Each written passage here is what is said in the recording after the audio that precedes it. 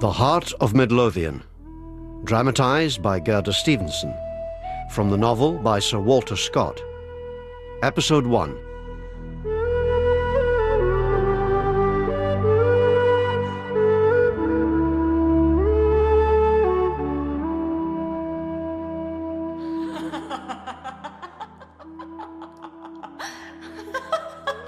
My sister. There's no a day goes by I dinna think on her. Well, my half-sister, but nae matter. To me, when her mother died, she was my ain wee bairn. Bonnie Effie Deans. A riot o' gowden curls jigging round her laughing face, and her spirit as lightsome. I mind her running about my feet as a wee lassie while I was milking in the byre. "Jeanie, Jeanie," she'd say, hodding up a buttercup, yellow as her curls. "Lift your chin and let me see. Do you like butter, Jeanie, do you?" I still dream about her at night, after all these years. The hangman's noose swinging, and me tramping the lang road to London. I'd climb Jacob's ladder to the stars to save her. I miss her. The Lily o' St Leonards. That's the name they gave her, the folk that came by our feyther's pasture in the King's Park. The flower amang them all, like the old sang says. The bonniest lass in Edinburgh toon. The elfin knights out on the brae, the broom grows bonny, the broom grows fair, and by their camlilton a lady say gay, and we don a gun doon to the broom nae may. Whoosh, Effie, feyther's coming out the byre. Never mind your silly songs, Effie. You mun exercise your lungs in homage to the Lord now. You're late for our family prayers. We'll be in directly, feyther. Where hae you been, Effie? It's no late, Jeanie. It's chap at 8 on every clock of the toon, and the sun's gone down a hint like Carstorphine Hill. Where hae you been? Nae what? And what was that? The man that you parted with at the stile? Naebody. Nae whore? Naebody? If you ask any questions, I'll tell you nae lees. I never ask what brings that great sumph, the Laird of Dummydigs, to the door, day after day, glowering at you like a tomcat. You ken fine he comes to see feyther, no me. Dummydigs? He's daft on ye, Jeanie. The glorious night on his near knackered old charger Rory Bean. Whisht. And what about Reuben Butler? Does he come, do you think, with his long Latin havers and his Bible blethers, just to see feyther? Effie, hae you nae respect for the Lord's word, or for Mr. Butler? You should give thanks for the comfort and wise words he's brought to this house. Jeanie, forgive my high spirits. I'd wish my tongue blistered rather than vex ye. Never mind me, Effie. Just dinna vex our feyther. I won't, Jeanie. If there's as many dances tomorrow in Edinburgh toon as merry dancers in a night sky, I winna budge an inch frae this door, I promise. Dance? Oh, Effie, what could tak you to a dance? Dance? Oh. Dance, did you say? I don't need to breathe sic a word over my threshold. It's a dissolute, profane pastime practised by that unhappy lass that danced the heat of John the Baptist, upon which chapter I will exercise this night for your further instruction, and ye hae need it, Effie Deans, you young lammer. Feyther, I didn't Better to be born a cripple, carried frae door to door begging bawbees, than to be a king's daughter fiddling and flinging your way through life like yon hussy Salome. Whisht, Effie, dinna greet. Aye. Gang in then, my honey's. Gang in. And we'll seek grace to preserve us frae all manner of profane folly. There was naebody I respected mair than our feyther. Widowed twice, he bore his grief with an iron faith. But sometimes I felt he expected mair of folk than religion and common sense demand. And Effie was sae headstrong, to curb her freedom on a sudden might push her into neglecting her duty altogether. But a chancy offer came Effie's way. A job in a shop on the high street o' Edinburgh.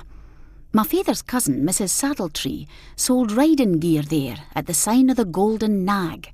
Feyther was delighted. bed, board and a bit wage, and his lassie would be under his cousin's eye. Effie was taken with the plan and all, though I wasnae sure. The toon would put sair temptations in her path.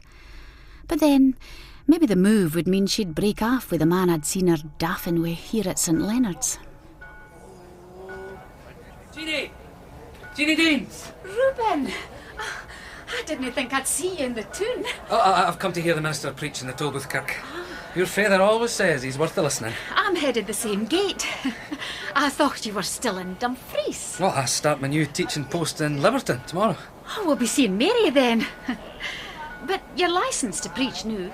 Can you find a position? Oh, not yet, I'm afraid. Isn't Effie with you today? I chapped at the Golden Nag, but nobody answered. As we reached the Tolbooth Kirk, we saw a huge crowd gathered at the door. Aye, we'll be lucky to get a pew. Is there something going on? Have you not heard, lassie? The minister's given his sermon to the poor rascals up to behind the morning. Who's that? Andrew Wilson and his sidekick, Geordie Robertson. What a business, eh? Aye. It's a sin to see twa men hang it for talking what's only there. Aye. Damn the tax man and his contraband. It's a fair scunner to think of the mountain of gear swiped away from folk. But I'm sure you'll allow, sir. Wilson and Robertson are notorious thieves. Out of your step there, man. Nobody grudges Andrew Wilson his £400. It'll do nae harm for yon tax man to fill his pockets empty for you. But the law is rendered meaningless, surely, if it makes exemptions. Oh, exemptions indeed. The English pledged exemptions to their rotten rates and articles of duty, but they broke their poxy promise. That's right. When we had our own parliament men, we could people them with stains if they weren't good bairns, but nobody's nails can reach the length of London. A plague in London and all that came to it. Mind what Scotland was Scotland. They ta'en a war parliament and oppressed their trade. Aye, it's nae one our folk are at war with the excise. You canna get your meat without paying through the roof. Aye, and cloth. They'll hardly allow a Scots needle to sew a ruffle on a sock. You're right. Aye.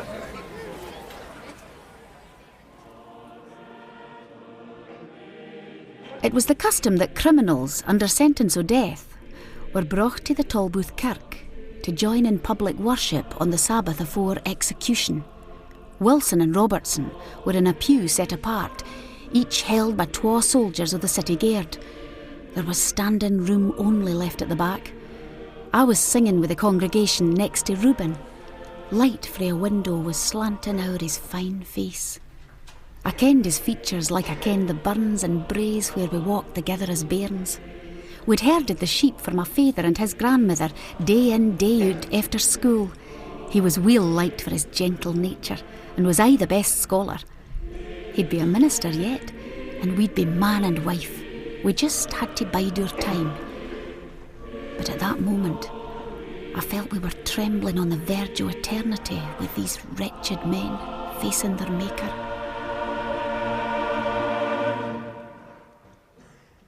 Andrew Wilson and George Robertson, condemned as you are for vile law-breaking that cannot be tolerated by God and man, unite your thoughts and voices for the last time with your fellow mortals in addressing your Creator. We all shuddered at the thought of final judgment, and young Geordie Robertson looked near in tears. All of a sudden, Wilson, a big strong man, grabbed twa the soldiers, yin with each hand, threw himself over a third, and he shouted, Run, Geordie, run! We were all stunned, Geordie as well. But then the congregation began to shout. Geordie, that's it! Run, Geordie. Run! Robertson shook himself free of the last soldier and ran. Nobody was inclined to stop him taking this last chance for his life. He gained the door and was gone. Wilson went to the gallows alone, a hero. They drafted in the Welsh Fusiliers for Wilson's hanging. Queen Caroline was taking nae chances with the mob that day. Awbody kens the story, how Andrew Wilson met his Maker at the hands of Captain Porteous the most hated soldier in Edinburgh town. Why is the prisoner no manacled, officer? Get the handcuffs on, do it! Now! They wanna fit Captain Porteous, sir. He's our muckle. Oh, for God's sake, I'll do it myself! There, Wilson. Your thieving hands will no stray far now. You're an animal, Porteous. An animal.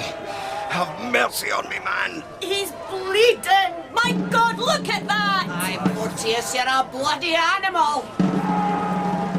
I should be thinking on my making in my last moments.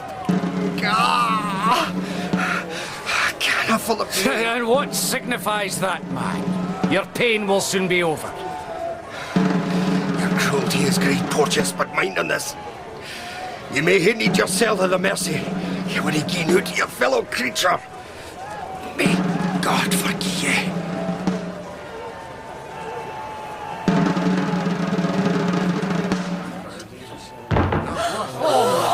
There he goes, poor man. By God, Porteous, you're the devil himself, as ye should swing! Back to where you came from. You're not wanted here.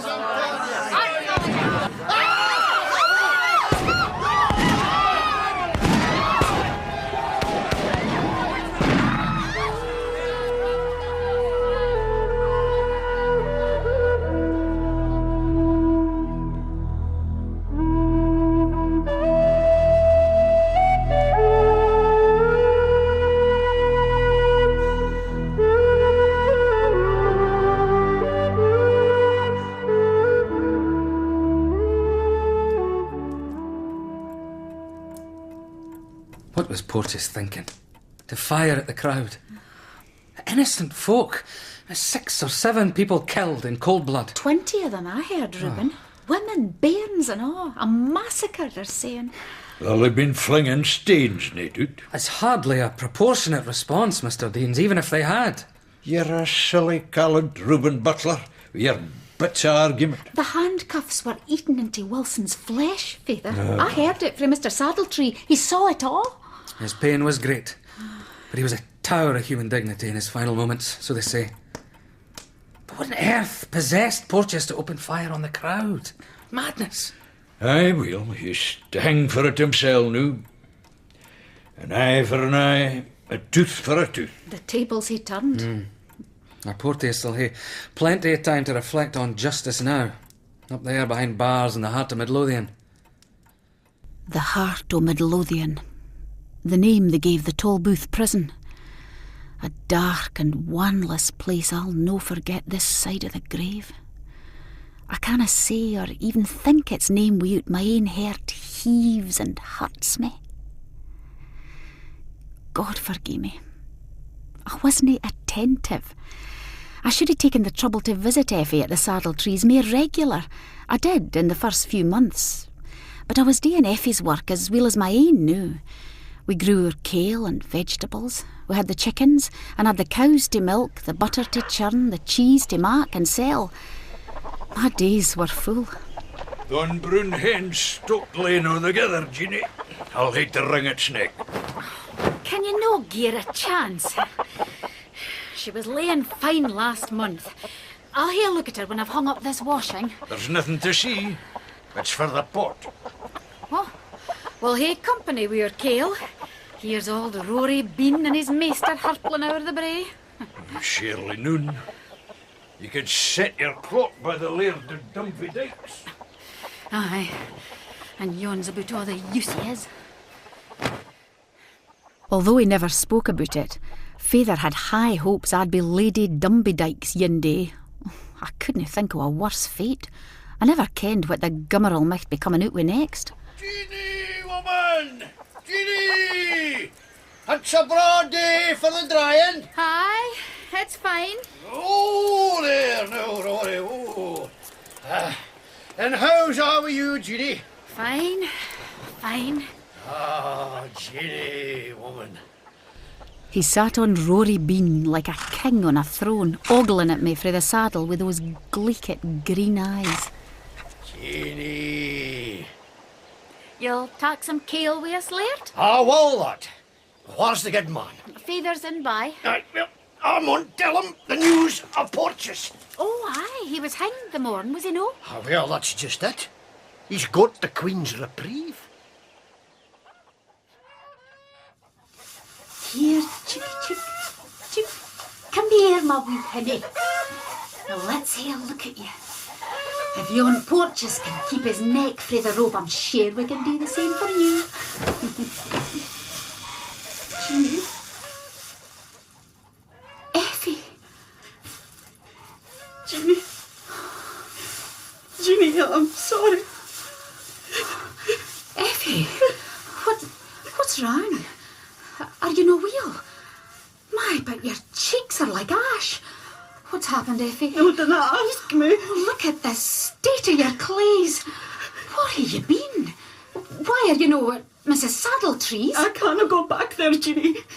I've brought shame on her, on you, and Feyther. Oh, and in the kind of what to gang, my life's a ruin.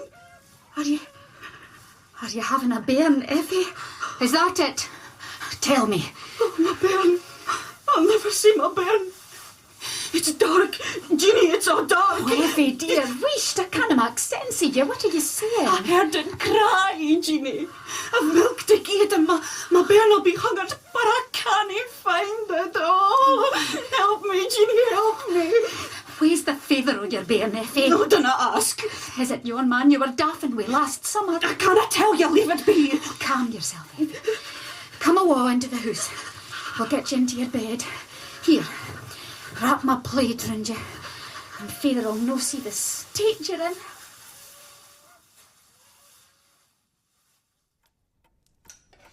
in. Has that cousin of mine nae sense in her? No to tell us Effie's illness. The lassie's cheeks are near sunk into her skull. I'll tack her some broth once she's had a sleep. Aye, Jeannie's the woman to cure the sick, Davy. There's nobody can beat her broth, the breadth of Midlothian. My, look at yonder, Davy, man. We have some grand visitors today. Must have got one of your cooking, Jeannie. What's this? What's this?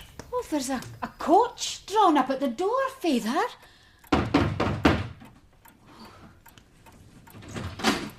Good day to you, sirs. Is this the residence of Mr. David Deans? Aye, that's me. We have a warrant to search for and apprehend one Euphemia or Effie Deans. Effie? May the Lord in his She's mercy... accused of the crime of child murder. I take it the accused is in the house. Aye, she is, but you can't just... Euphemia Deans, you're under arrest. God. Effie. Murder? But Effie wouldn't... Oh, she'd never... Jeannie, I got him. Oh, Jeannie. Feyther! Oh, Jeannie, woman, Jeannie. Oh, dinna just stand there, Laird. Help me raise my Feyther up. He's struggling for breath. Mercy, sir. Have mercy on me. I had never hurt my bairn. Tell that to the judge. Oh, please, sir. Wait, Jeannie. Feyther, you know, tell us. Do not let them track me. Forgive me. Forgive me, Feyther. Vile harlot. She's disgraced the blood of an honest man. I'll kill her, by God. I'll kill her with a word and a look. Davy, man, wanna sell her help. Here, take my money, man. No, Lear, no seller. An eye for an eye, a tooth for a tooth. It's the law of God and the law of man. Leave me, sir. Leave me. I'm in warsel with this trial and privacy and on my knees. We were in the depth o' affliction. I wished Reuben was here to gie us his wise counsel, but he didn't come.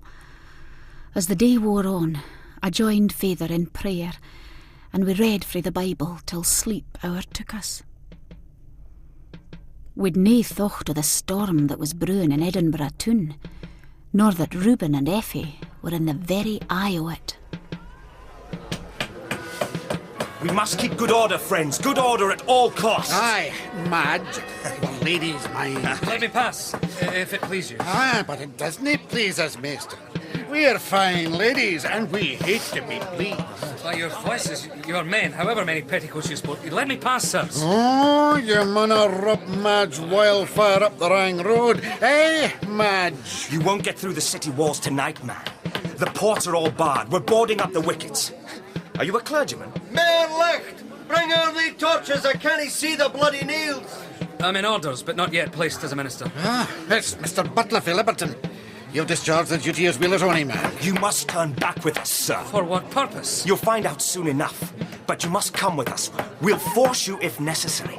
I warn you, Butler. Keep your eyes to the front. Look no man in the face. And remember, tonight is only a dream. The crowd was thousands strong, but orderly and eerily quiet. Reuben was at the front with the Amazon called Wildfire.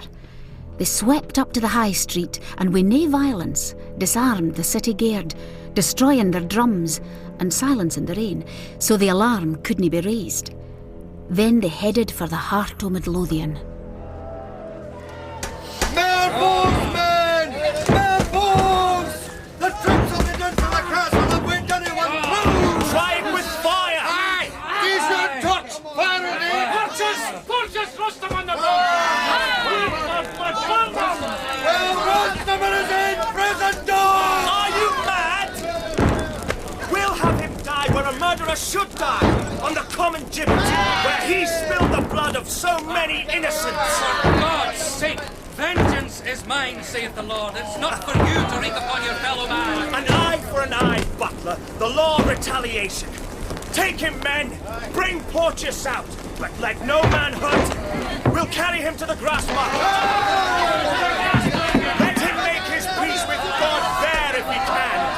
Mr. Butler here will see to that. We may kill his body, but not his soul.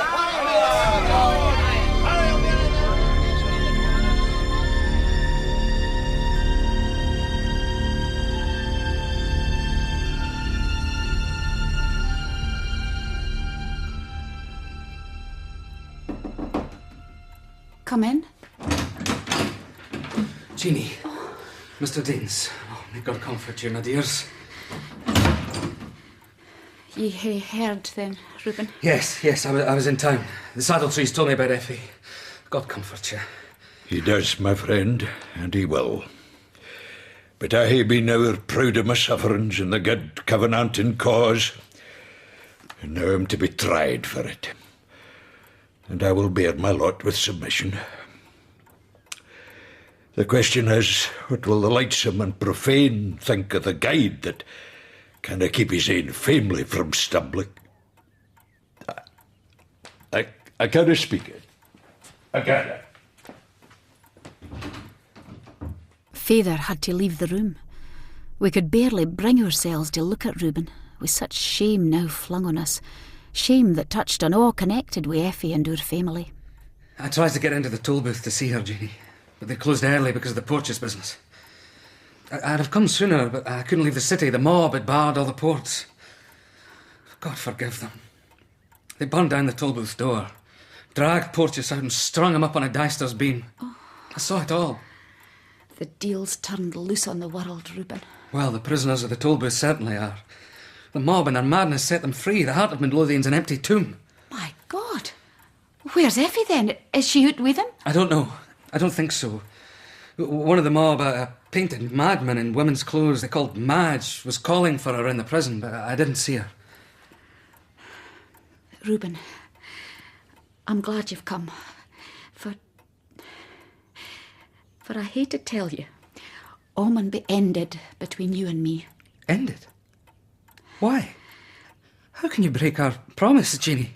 Reuben, you're a man of spotless name. You deserve to rise high in the kirk. What do you mean? This stain'll never be forgotten. Will it no stick to us, to your bairns, and to their very bairns? Oh, my God. My dear, my love, please, listen to me. No, Reuben. My ain distresses I can bear. There's nae need for buckling them on other folks' shoulders. Jeannie, I'd hopes that I was more to you than simply one among other folk.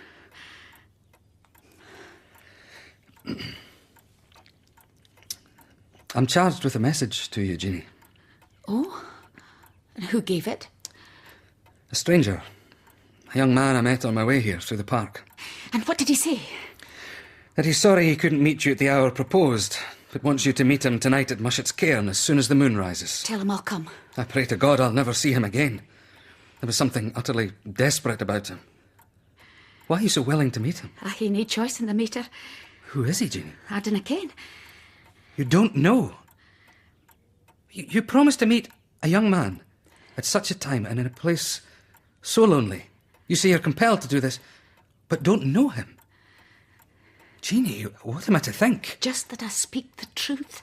I must meet him. There's life and death in it. Won't you at least tell your father? Ask him to go with you. I canna. I daurna. I'd had a letter frae this same stranger that Reuben had met, saying Effie's life depended on me meeting with him. I'd half a mind to show the letter to Reuben, and maybe I would have done, but the Laird o' Dumbiedike's arrived, and a package frae Mr. Saddletree, a copy of the indictment against Effie. You'll hate to get an advocate, Davy. Advocates? I ken them well. Carnal, crafty self-seekers. Slaves of Satan, every one of them. Surely someone suitable can be found. And it'll cost you, Davy. I'll pledge £30. Nae lawyer shall speak for me that hasna concurred in the testimony of the brave and worthy champions of the Covenant. But, Father, we need help. She's confessed to having a bairn. It's a sword thrust into my heart. Can't I be of use? I've only the coat on my back, but... Oh, Jeannie, woman, dinna greet. Oh, Mr. Butler, do you no think her eyes are like lammer beads with their tears? Can we stick to the point, Laird? Was someone with Effie when she gave birth? Has she been asked about it? I'll fly to the toll booth. There must be more here than meets the eye. I wish I was as young and supple as you, Mr. Butler, and had the gift of the gab as well. You take no rash steps, Jeannie, till you hear from me. I'll return directly. I waited the hale lang day to hear frae Reuben, but he didn't come. He'd been arrested. He was recognised at the toll booth as yin of the mob frae the Porteous riot and hauled up afore the magistrate. Look you, Mr. Butler, Queen Caroline is not best pleased with Edinburgh. Someone must swing for this lynching of Porteous. Indeed, sir. But the mob dragooned me into their service. I was trying to leave the city. Please, don't detain me any longer. I must return to St. Leonard's. I'm afraid for my friend's life. But God knows what this desperado may do to her if she meets him alone. Mr. Butler, you're a young man and bear an excellent character, so much I will testify in your favour. But I may tell you, the waiters at the West Port observed something like the trepidation of guilt in your conduct. God forgive them. They willfully misrepresent me. I am entirely innocent. Officer, bring Ratcliffe in. Now, Mr. Butler, this desperado, the man you say you met in the King's Park, you're sure there was something familiar about his features? There was, yes. Do you suppose that Jeannie Deans will accept his invitation? I fear she may. You needna fear. We'll be there to assure her protection. And here's the man we'll bring with us. Mr. Butler, meet Mr. Ratcliffe, a most notorious thief. Aye, but he turned over a new leaf. We must all strive in the Lord's work. That's true enough, Minister. He's here, I may say, Mr. Butler, under sentence of death. Aye, and so are we all, Your Honour, as yon Minister said in the Tolbooth Kirk the day Geordie Robertson ran off. Was Robertson among the rioters last night, Rat? How should I ken? I wasn't here. I could have bid for my freedom with the rest of the rabble, but I had taken a fancy to this place, and I'm expecting a new post in it. A whipping post, mair like. Under Turnkeel, do me fine. I hear there's a vacancy. Tax the thief to catch you, and I know, Mr. Butler. This Robertson, who or what is he, Ratcliffe? Well, he's no for Edinburgh, that's certain, sure. He's been a soldier and a play actor, and a devil among the lassies. A play actor? One of your men last night in women's clothes, perhaps, butler, your wildfire dame? I can't say, sir. Their faces were smeared in soot and red paint. Was Robertson in on this Porteous job? I tell you, I was in the toll booth here. I didn't care. No, that won't do, Rat. You're condemned to hang. For the 4th time, to my knowledge. We cannot let you loose in the public again unless you do or say something to deserve it. Well, it's a queer way of beginning a trade in honesty.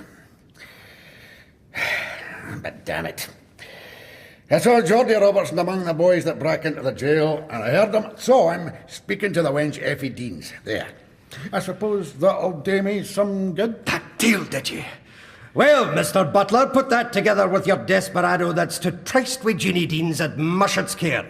Sure as I live, Robertson's the father of the lassie's bairn. Officer, bring in Madge Wildfire. Now we're feeling some heat. Prepare to meet the genuine article, Mr. Butler. There's bedlam in the heart of Midlothian this day. Have it all Beelzebub, all of us squeaking for fear. You're in good voice, Madge, and dressed out in your bras, I see. These are no your everyday clothes you have on. It's no ilka day I hear the company of magistrates and ministers, my bonny Mr. Sharp at law. Take my feathers and finery as a compliment. Good e'en to you, Daddy Rat. They tell me you were a hanged man. Or did you slip the noose again? Wish you daft Jordan. Hear what's said to you. Get back, my doctor! Get back to me! You can't come in here, woman. Away with you. My bairn! I want my bairn! In God's name, another lunatic. Get out of here, you wildcat! What do you want, good wife? Who are you? What do I want? You gutter bloods with your lordships and honours. I want my bairn. It's Meg Murdochson, sir. Madge Wildfire's mother. Madge Wildfire, me like. Come out from under yon table, you hussy. Why, she's maybe not as wise as other folk, but they haven't suffered like she's done. What right are ye to lock her in the jail and how that can't defend herself? I can prove she's never seen Jock Porteous alive or dead. My mother's sair upset, sir. She's maybe had a quarrel with her old man. That's Satan, you ken. And I'll pay for it. I'll pay for it. It's me that's paying for it, you crazed bitch. They ripped the clays off our backs, tack what penny o' siller we hae, and haul us to the correction house in Leithwide. Your daughter's safe enough, woman. She'll no swing. Officer, take the old Carlin out of here. I'm as honest as ye, ony day. You bloodsuckers, born beggars and bred thieves. Let's crack on with the business, or I'll be too late for that game of golf I promised the procurator. Come here, Madge. Let the minister see you. Will Butler, do you know this Madge Wildfire, as she calls herself? So I am, though I was in something better. But I can't mind when that was. I glance at the wildfire, I glance at the town. I'm seen on the causeway, I'm seen on the I never saw the poor town. demented creature in my life before. Then she's not the Madge Wildfire you saw last night? No, they're both tall, but there's no other resemblance. Were they dressed alike? Different altogether. He was wearing an old brown gown and a red cloak. Madge, my bonny woman, what did you do with your everyday clothes yesterday? Didn't ken? Yesterday's a dream I can't mind. Maybe you would mind if I gave you this half-crown. It might guard me laugh, but it wouldn't guard me mind. Damn your crazy prate. Let me try her, sir. Madge. Madge, my honey. Are you only darlings now? If anybody asks you, Daddy Rat, say you didn't ken. Oh, you can't be an old maid so young, Shirley. I dare say ye hae yin. I've made an yin. There's Rob the Ranter, Will Fleming, and Geordie Robertson. My ain gentleman, Geordie. So there.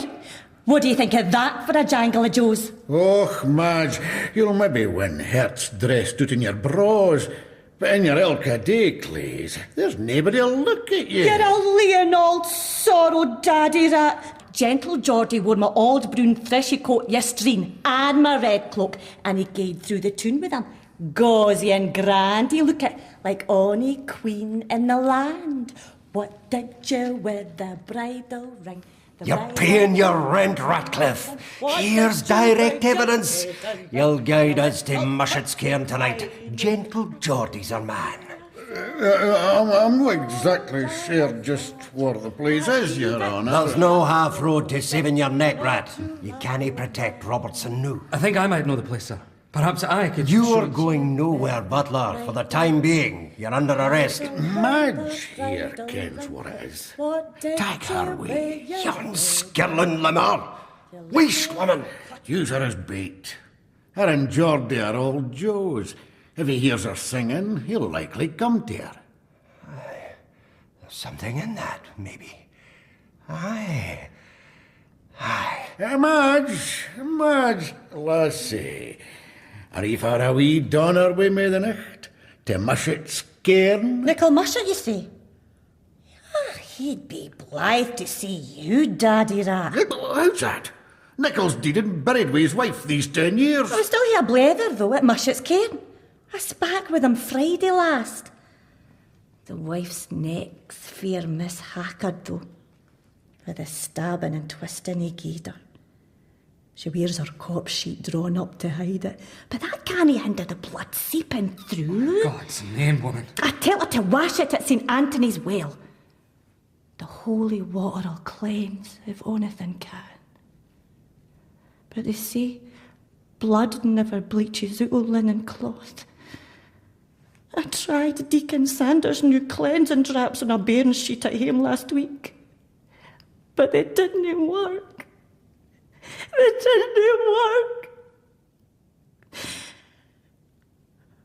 But we'll hae a braw bleach in the night, me and Mushet's wife, in the licht o' the bonny Lady Moon. It was a harvest moon, a blood-red disk when it first rose out of the King's Park. I waited till Father was asleep, then wrapped my plaid about me and stepped out into the night. By then, the moon was high in the starlit sky. Ilka shadow o' rock and wind garred me shiver with the fear o' hidden spirits. On a sudden, a black figure rose up frae the mound o' stains that was Mushet's cairn. Are you the sister of Effie Deans? I am. Tell me, are ye the cause of my sister's ruin? Yes. Oh, God forgive you! If you wish her life saved, listen to me and promise you'll obey my directions. Say first what you want of me. No. You must first swear, solemnly swear I'll swear if it's lawful. I'm warning you. I can match Mushet's crime with another just as horrible, a bullet through your skull, and you'll sleep with his wife till eternity. Oh, sir, spare my life, spare me. What? No promise? I can promise nothing unlawful for a Christian. Damn you, woman. I only meant to frighten you into giving your word. Effie can be saved, but... Is she guilty? Innocent. Innocent of everything except that she trusted me. And is the bairn alive? I don't know. I don't think so. The person I charge with helping at the birth murdered the child or has disposed of it. But not by Effie's knowledge or consent. You said her life could be saved. Yes, and by you. How? In God's name, tell me. You saw your sister before the child was born? Aye. She must have confided in you. Told you she was having a child. She never said... Nothing would be more natural. And her doing so would, as their absurd cant goes, take the case from under the statute. Because, this is the nub, it removes the quality of concealment. If a mother hides the fact she's having a child, and that child is murdered or even missing, then premeditation of murder is presumed. She's confessed the birth of the bairn, though. Yes, but concealment of her condition prior to birth is the issue here. Believe me, I know their jargon, and the quality of concealment is essential to this statutory offence. Effie must have told you she was pregnant. She never spoke to me about it, but she wept bitterly when I mentioned her changed looks. You asked her questions? Aye, but... Then you must remember that she answered you with this confession. That she'd been ruined by a villain who assured her he would provide safety for her and their child. That's all you have to say. But how can I remember what Effie never told me? Are you so dull? It doesn't matter whether she said it or not. If you're afraid of the judge and his cronies, you needn't be. They'll rejoice to see such a lovely young woman slip the noose. But I hate to call on God to witness the truth of what I say. This is splitting hairs, woman. There's no falsehood except that it wasn't told to you till now. God will ken the falsehood. And he will know the motive. He has given us a law for the lamp of our path. I may not do evil, even if good were to come o' it. Shh. There's someone. It's Mad Madge with company. Damn her. I dare stay no longer. Tell no one you saw me, and remember, your sister's fate is in your hands. She's here, Radcliffe! Over here! Mr. Serpent-Law! Your name is Jeannie Deans, and you are my prisoner! But if you tell me who he is, and which way he ran, I'll let you go. I dinna ken, sir. We will try to mend your memory then. I see him! He's on the edge of the brae! Chase, lads, chase!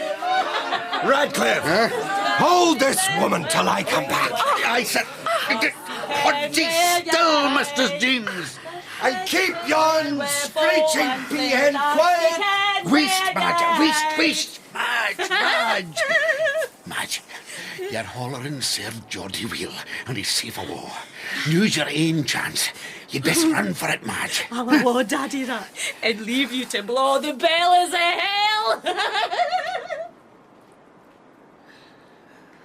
This is a braw nicht for you, Jeannie Deans, to be in the green hill with your Joe. Lads and lassies dinna meet at Mushet's cairn at midnight to crack nuts. If you're an officer of justice, sir, you deserve to have your coat stripped from your back. Maybe I'll strip your cloak off first. Pity, sir, for God's sake. Never fear. I won't harm you. Aye, I was for being an honest man, but it's been a hell o' a day. Tell you what, Jeannie, I ken a place we can rest, and we'll leave Mr. Sharpet-Law to whistle on his thumb. Dinna speak so loud. He's up yonder. Who? Robertson? Aye, by the ruins of the chapel. Oh, by God! Wait for me here!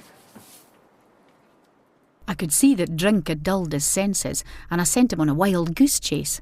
I never followed my ain wee collie with as much speed when the coos were in the corn as I now cleared the distance hame. I prayed all night for God to guide me through this sair plight, either to sacrifice my sister by telling the truth, or commit perjury to save her life. If only Reuben would come, but there was nae word. By and by we heard he'd been declared innocent and released on bail. He was charged to stay at Liberton and wait to be called as a witness in the Porteous case. Effie was questioned, but she wouldn't speak a word o' her gentle Geordie. They asked us and all, Father and me, but we ken naething o' Geordie's whereabouts. He'd vanished into the night. I hae an order frae the Bailey to see my sister, Effie Deans. I ken that fine, lassie. Oh, it's you. I didn't ken. Aye, it's me, Daddy Rat. I hae a special charge to stay in the ward with you all the time you and your sister are together. Jeannie. Oh, my dear Jeannie. Effie, my dear. Oh, you're ill. Oh, my darling. You're very ill. What would I no gie to be staying called deed? I hae nae friend left in the world, Jeannie. Huts, lassie. Dinna be so doomsdoon-hearted. There's mony a tod hunted that's no killed. Oh, Effie. If you'd spoken a word to me about having your bairn, if I were free to swear but yin word o' how it stood with you, they couldn't touch your life. Could they no? What told you this, Jeannie? Yin that kenned what he was saying well enough. Was it him, Jeannie? Oh, what else would take an interest in such a cast-by as me? Was it George? Oh, I can see it was him, Jeannie. Oh, poor lad. And I was thinking his heart was as hard as a millstone, and him in such danger himself. Effie, he suffered all this, and you can still think of loving him. Love him? If I hadna loved as I've loved, I wouldn't be in the Heart of Midlothian now. Oh, he loved me, body and soul. But his life in danger to set me free. He came for me, Jeannie. He hacked the prison door down to win me. Aye. You should have run out of here with him, lass. No. What use is my life now I've lost my good fame? He broke into the toll booth to hang Porteous, Effie, no to save you. Aye, well, maybe for both, I'm thinking. Oh, my God. Oh, my God. You ken where he put my bairn. Oh, Daddy and I, where they put my bairn? You should have asked old Meg Murdochson, Mad Madge. But it's all late for that. They've left the town, I hear.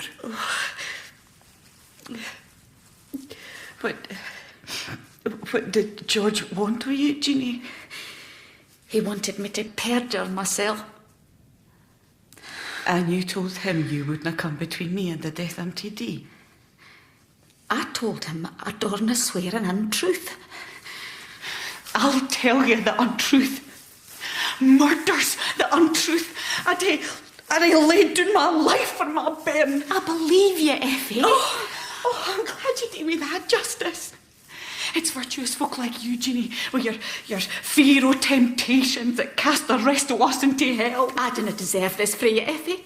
I'd lay down my own life to save you if it would. Oh, yeah, you want to say a word for me? That word is a grievous sin. Never speak more of it. Good day to you, sister. You're keeping Mr. Ratcliffe waiting. I must say it's damned hard. Just a wee word would give the lass a chance. Are we to pair this way? Oh, Effie, look up at me. Tell me what you'd hear me do. Oh, no, Jeannie. In my best, I was never half so good as ye. And why should you make yourself worse to save me? Neither I'm no worth the saving. Oh, Effie, dinna. Oh, God knows I ken in my sober mind I wouldn't wish any living creature to do wrong to save my life. I might have fled through the toll booth with yin that would carry me through the world and fend for me. But I said then, and I say now, let life gang when good fame is gain afore it. My spirit's broken, Jeannie. Whichever way I look, Meg Murdochson's face is stretching out, making mouths and laughing at me, like she did when she told me I'd seen the last of my bairn. Lassies, I hate to tell you, your time's up now. You'll hate your part. Try to sleep, my dearest. Aye.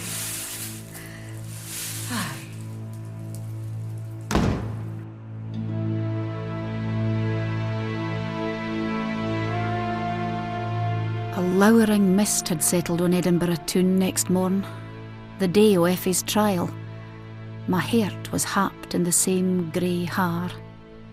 Wi' feyther on my arm, his head bowed in shame, we walked frae St Leonard's to the court. She'll swing, bigod! And here leave! Unless she wins the royal reprieve! Shame on you, hussy! It's your father and sister, let them through! I turned to find it was the Laird o' Dumbidyke speaking up for us. God bless him. Just Davy Deans! He's fell off his pulpit now! There's the seat on high for you! Have you nae compassion? Let them through, I say! The crowd made way at the Laird's sign, and he led us into the court.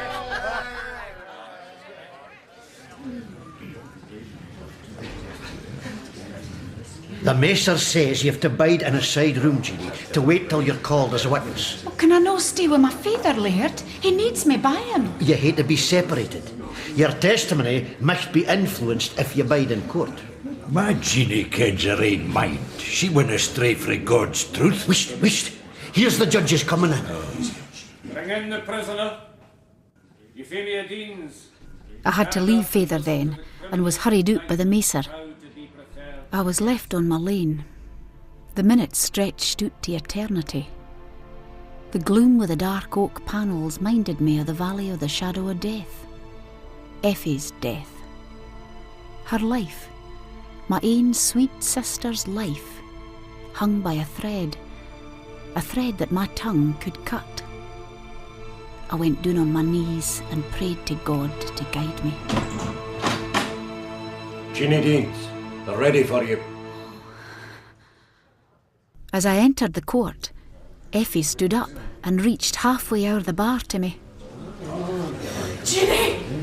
Oh, Jeannie, I never touched a hair on my wee bear. Save me! Save me! I looked over to my father. His hands were clutching at his brow. Jeannie Deans, daughter of David Deans, cow feeder at St Leonard's Crags, before this court take the solemn oath and repeat after me. The truth to tell and no truth to conceal. The truth to tell and no truth to conceal. As far as you know or should be asked. As far as I know or should be asked. In the name of God, as you will answer to God at the great day of judgment. In the name of God, as I will answer to God at the great day of judgment. Young woman, it is my duty to tell you that the truth, whatever its consequences may be, the truth is what you owe to your country and to that God whose word is truth and whose name you have now invoked. With that in mind, use your own time to answer the questions that the counsel for defence will put to you. Mr. Fairbrother, you may proceed. My lord. Jeannie Deans, has anyone instructed you what evidence to deliver? No, sir. Has anyone promised you any favours or good deed or reward for your testimony? No. My bairn is no like the widow of Tekoa. Nae man has put words in my daughter's My mouth. lord, who is this widow Tekoa?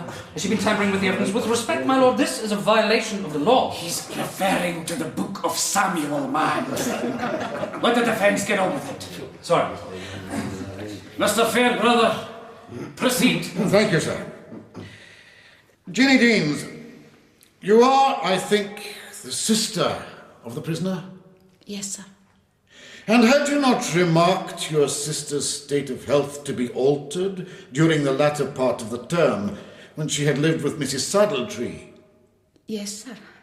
And she told you the cause of it, I suppose? I'm sorry to interrupt, but I must ask, in your lordship's judgment, whether this be not a leading question. If this point is to be debated, then the witness must be removed. That won't be necessary, my lord. I will reshape the question. Pray, young woman, did you ask your sister any question when you observed her looking unwell? I asked her what ailed her. Very good. Take your own time. And what was her answer? Effie's eyes were fixed on me, glistening with a desperate hope. Father's face was the same. I kenned in that moment he believed that Effie had confided in me. But I'd sworn afore God to speak the truth. Take courage, young woman. I asked you what your sister said ailed her when you inquired. Nothing. Nothing? You must mean nothing at first. But when you asked her again, did she not tell you what ailed her? Alack! She never breathed a word to me about it. Father slumped frae his seat to the floor. Effie struggled to get free of the guards that held her so she could gang to him. I killed him! I killed my father! They took Feyther out to the side room for some water. I sat with him there while his spirits revived, but when the jury returned, I went back in. We all kenned what the verdict would be. The judge gave it, then called for the doomster to read the sentence. A tall, haggard man stepped forward, like a storm cloud frae hell sweeping into the court, his black and grey robes glinting with their silver trim. He was the executioner in awe, a fearful figure. The hale room held its breath as his voice boomed the final, fatal words.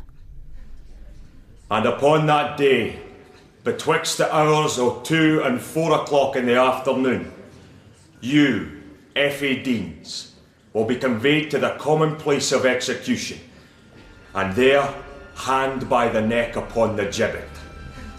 And this I pronounce for doom.